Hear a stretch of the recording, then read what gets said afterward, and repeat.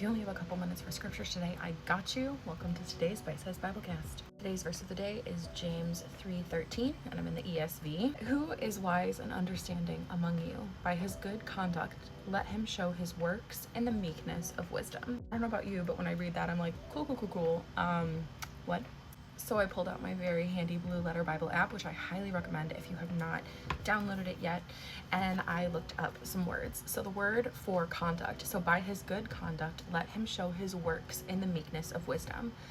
And I'm gonna butcher these words and their pronunciation, I'm sorry. The word for conduct is anastrophe, I'm not sure how to say it, but it means manner of life, conduct, behavior, deportment. So really how you conduct your life, the overall, forgive me for using the word, vibe of your life. So by his good conduct or manner of life, let him show his works. So that word works is ergon, which means that which one undertakes to do, any product or thing accomplished by hand, art, or artistry, or mind. So this is a very intentional word. These works are not just what kind of happens.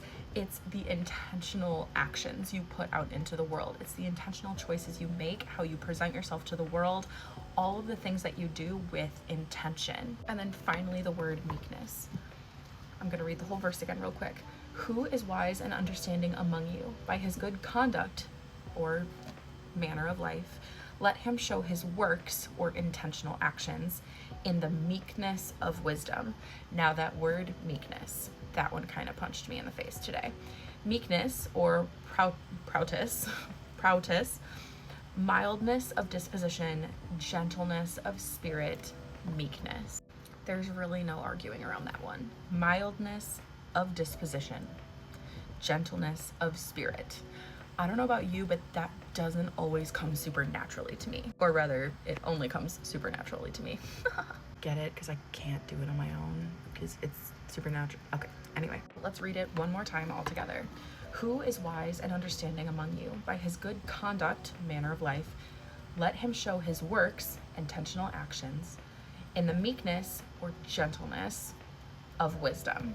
So if we are wanting to show that we have the correct answers, if we are wanting to put out into the world that we have understanding of truth and what truth is, there's some pretty specific instructions here for how to actually go about demonstrating that wisdom.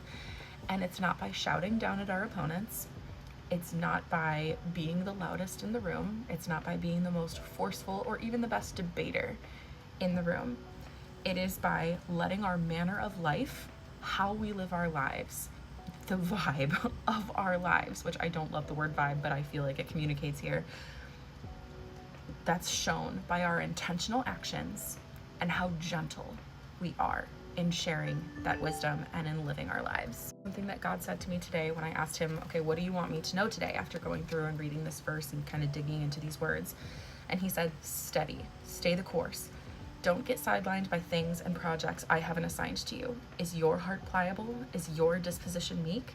Start there, head down, stay the course. Because I am someone with a very strong sense of justice, and with a lot of things going on in the world right now, particularly in the Christian community, I have this anger burning inside of me and this frustration, and honestly, even a little bit of a sense of betrayal. And so I have been just ruminating in my mind on how can I right these wrongs? How can I make sure people know what the truth actually is? And God very gently reminded me this morning, hey, see this verse? Are you demonstrating the attributes in this verse? Are you following the very clear formula for showing your wisdom? Okay, let's focus on that, honey bun, which I don't think God would sarcastically say honey bun, but also he has kind of a sense of humor. I think we all know that. So instead of spending my day working on a project to prove that I am right and to show everyone the truth, I'm going to turn back to the things I know that God has given me to work on right now. Because even things that seem right and good, the enemy can use our interest in those things that again seems right and good and like a good use of our time. If we're just off course a little bit from what God would have us do, the enemy wins.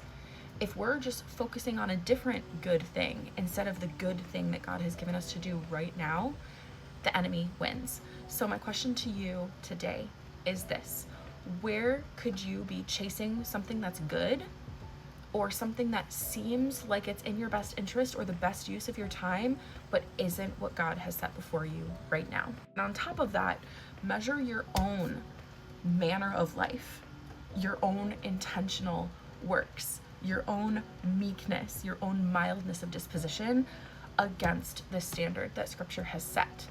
Are you operating out of that? Because I'm not. I will be very honest with you. It's something I struggle with a lot, but it's something I'm going to be working on today, and I invite you to join me. Follow for more.